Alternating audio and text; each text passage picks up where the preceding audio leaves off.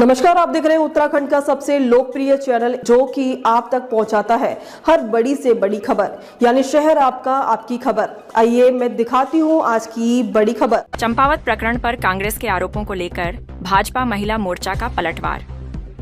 खटीमा से बड़ी खबर। भारतीय जनता पार्टी महिला मोर्चा की प्रदेश अध्यक्ष रुचि भट्ट आज खटीमा पहुंची। यहां उन्होंने चंपावत प्रकरण को लेकर कांग्रेस पर तीखा हमला बोला और कहा कि कांग्रेस जनता को भ्रमित करने की कोशिश कर रही है। भारतीय जनता पार्टी महिला मोर्चा की प्रदेश अध्यक्ष रुचि भट्ट आज खटीमा पहुंची। भाजपा महिला मोर्चा जिला अध्यक्ष डॉक्टर विनीता सक्सेना के नेतृत्व में यहां एक महत्वपूर्ण प्रेस वार्ता आयोजित की गई। महिला मोर्चा की कार्यकर्ताओं ने प्रदेश अध्यक्ष का जोरदार स्वागत किया। प्रेस वार्ता में चंपावत प्रकरण को लेकर कांग्रेस द्वारा लगाए जा रहे आरोपों और कथित षड्यंत्र पर भाजपा महिला मोर्चा ने कड़ा विरोध जताया। प्रदेश अध्यक्ष रुचि भट्ट ने कहा कि कांग्रेस लगातार प्रदेश की जनता को भ्रमित करने और मुख्यमंत्री पुष्कर सिंह धामी की साफ छवि को धूमिल करने का प्रयास कर रही है। उन्होंने कहा कि चंपावत मामले में जांच एजेंसियों द्वारा कई तथ्यों का खुलासा किया जा चुका है, जिससे कांग्रेस की राजनीति पूरी तरह बेनकाब हो गई है। प्रदेश महामंत्री रश्मि रस्तोगी ने कहा कि महिला मोर्चा ऐसे किसी भी साजिश को नाकाम करेगी और आने वाले चुनाव में कांग्रेस को इसकी कीमत चुकानी पड़ेगी। जिला अध्यक्ष डॉक्टर विनीता सक्सेना ने कहा कि भाजपा महिला मोर्चा हमेशा महिलाओं के सम्मान, सुरक्षा और अधिकारों के लिए मजबूती से खड़ा रहा है।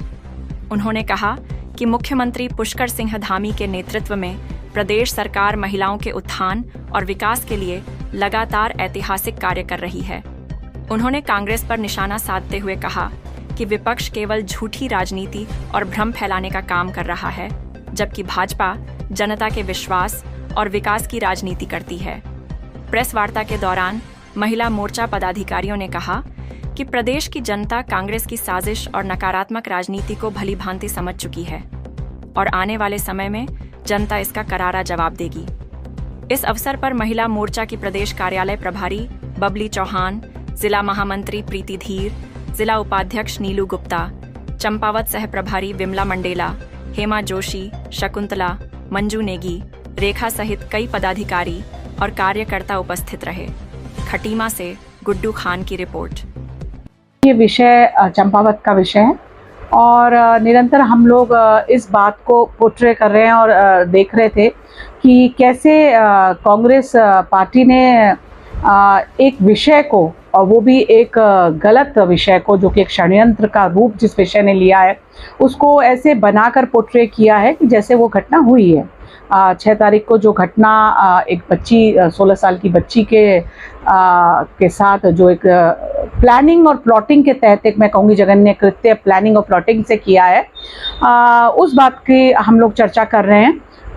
चंपावत में उस बच्ची के साथ उसको बहला फुसलाकर, उसको सिखा पढ़ाकर उसको बोला गया कि आप ऐसे कहिएगा कि आपके साथ दुष्कर्म हुआ है, और उसके तहत एक जो 6 तारीख को एक जो केस था वो रजिस्टर हुआ और पॉस्को के तहत वो केस रजिस्टर हुआ। उस पर फिर हमारे जो अधीक्षक, पुलिस अधीक्षक महोदया हैं, उन्होंने SIT बिठाई, 10 जनों की SIT की टीम बैठी और पूरी विवेचना हुई। बच्ची का मेडिकल हुआ और उसके बाद उसका मजिस्ट्रेट बयान हुए।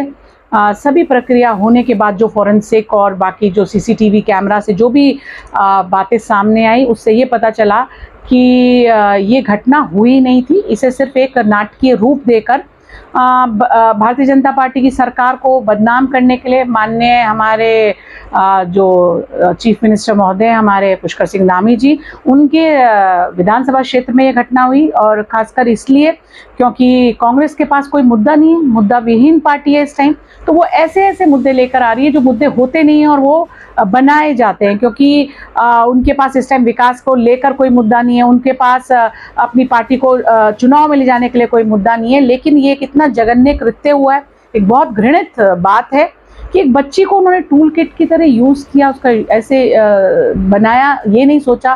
वो एक 16 साल की बच्ची है, उसका मेंटल स्टेट देखिए, उसकी ग्रोथ का स्टेट देखिए, और ऐसी बात लेकर आए, उस बच्ची के भविष्य पे इसका असर पड़ने वाला है। और इसमें उनके साथ अपने कांग्रेस के ही आनंद महाराज जी ने खुद इसको उनके साथ प्लानिंग प्लॉटिंग करके इस बात को इस तरीके से दर्शाया। तो हम इस बात की घोर निंदा करते हैं, भारतीय जनता पार्टी इसकी घोर निंदा करती है कि कांग्रेस ने इस तरीके से अपनी राजनीतिक रोटियां सेकने के लिए किस तरीके से ये एक ऐसा प्लान बनाया जो कि बिल्कुल गलत था। और इतनी गिर के राजनीति करना, मतलब जैसे कहते हैं डर्टी पॉलिटिक्स, ये एक बहुत ही मतलब गलत बात है। क्योंकि आप ये देखिए कि भारतीय जनता पार्टी की सरकार है, हमारे माननीय मुख्यमंत्री जी पुष्कर सिंह धामी जी, हमारे प्रधानमंत्री जी माननीय मोदी जी जो हैं, वो महिलाओं को इतना सम्मान देते हैं। महिलाओं को एक जो हम महिला सशक्तिकरण की बात कर रहे हैं, और सशक्तिकरण हम वित्तीय सशक्तिकरण की ही नहीं बात कर रहे हैं, हम बात करते हैं एक पूरी तरीके से बहन को सशक्त करने की बात कर रहे हैं। तो ऐसा हमारे बयार चल रही है, बहनें बहुत अच्छे से निकल के आ रही हैं, जागरूक हैं, काम कर रही हैं। आज एसएचजी के माध्यम से देखिए, आज आप योजनाओं की अगर बात करते हैं तो बेटी बचाओ बेटी पढ़ाओ से लेकर स्वच्छता से लेकर उज्ज्वला गैस बांटने से लेकर लखपति बहन बने, मतलब मैं योजना शुरू करूं तो ख़त्म होने का नाम नहीं है। माननीय मोदी जी ने बहनों को इतना सम्मान दिया कि घर भी जो अलॉट हो रहे हैं वो हमारी बहनों के नाम पे अलॉट हो रहे हैं। और ऐसे बहुत से कानून भी देखिए, हमारा प्रदेश यूसीसी लागू करने वाला पहला प्रदेश है। तो उत्तराखंड जो है वो हमारी बहनों की देन है, हमारी महिलाओं की देन है, और इतना संघर्ष करके उत्तराखंड मिला है। और उसमें इस तरीके की बात एक बच्ची के लिए मुझे लगता है बहुत ही गलत, और हम भर्त्सना करते हैं इस बात की। जैसे कि उन लोगों को लग रहा है कि उनके पास कोई मुद्दे नहीं है। पहले उन्होंने मुद्दा उठाया बेहड़ जी की बातों का, फिर उन्होंने यू टर्न लिया, फिर अरविंद पांडे जी की चिट्ठी को लेकर उन्होंने फेक लेटर को लेकर करा, अब इसमें भी उन्होंने दुनिया भर की चीज़ें लेकर आए हैं। तो मुझे लगता है कि राजनीति करें, स्वस्थ तरीके से करें। आपको चुनाव लड़ना है तो स्वस्थ तरीके से आपको लोगों के बीच जाना होगा, और आप वोट मांगिए, मेहनत करिए, वो अलग बात है। लेकिन इस तरीके से प्रपंच रच के आप करते हैं, उससे आपका स्टैंडर्ड गिरता है राजनीति का, और कुछ नहीं होता। और बहनें आप पे और विश्वास नहीं करेंगी, क्योंकि अभी आपने जैसे देखा जो बिल 23 में पास हुआ था, उस संशोधन के साथ अब आना था, क्योंकि 2029 से वो लागू हो सके, इसके लिए मेहनत करनी थी हम लोगों को, और पूरा डिलिमिटेशन वगैरह देखना था। लेकिन ये बिल गिराया गया कांग्रेस के द्वारा, और तब भी एक परिहास के तौर पर कांग्रेस और सहयोगी दलों ने ये किया। तो बहनें पहले ही आक्रोश में हैं कि जो अधिकार उनको मिलना था, जो पॉलिसी मेकिंग में हम कह रहे थे कि बहनों को जगह चाहिए, और हम कोई अपने अधिकार को ही मांग रहे थे, और अच्छा हो सके इसके लिए बहनों को आगे लाने की बात थी। क्योंकि आप देख ही रहे कि पंचायतों में 50% आरक्षण था, लेकिन फिर भी 60% के लगभग बहनें चुन के आई और बहुत अच्छा कर रही हैं। तो भारतीय जनता पार्टी ने हमेशा बहनों को वो सम्मान दिया है। बहनों के लिए हम लोग काम करने के लिए आगे, हमारी सरकार काम करना आना चाहती है आगे। तो लेकिन इस तरीके की राजनीति करना एक बहुत ही घृणित सोच के साथ राजनीति करना है। और कांग्रेस को हम ये बताना चाहते हैं, मैं बहनों से निवेदन करना, आपके माध्यम से, मीडिया के माध्यम से मैं अपनी सभी आम बहनों से भी निवेदन करना चाहती हूँ कि इसका जवाब हमें 2027 के चुनाव में इनको देना है। इनको बिल्कुल जीतने नहीं देना, एक भी सीट इनकी नहीं आनी चाहिए, और इसके लिए हम सबको मेहनत करनी है। हम संगठन के लोग हैं, वो विषय दूसरा है, वो हमने तो अपनी पार्टी के लिए करना है। लेकिन मैं एक आम जन को, आप आम महिला को भी जागृत करना चाहती हूँ कि देखिए इनका क्या चरित्र है। और मैं यही निवेदन आपके द्वारा, आपके माध्यम से उन लोगों के लिए करना चाहती हूँ कि आप लोग आगे आइए, जागरूक रहिए। हम लोग आपके साथ हैं हमेशा। महिला मोर्चा उत्तराखंड आपको हमेशा सपोर्ट कर रहा है। हम लोग बूथ स्तर तक आपके साथ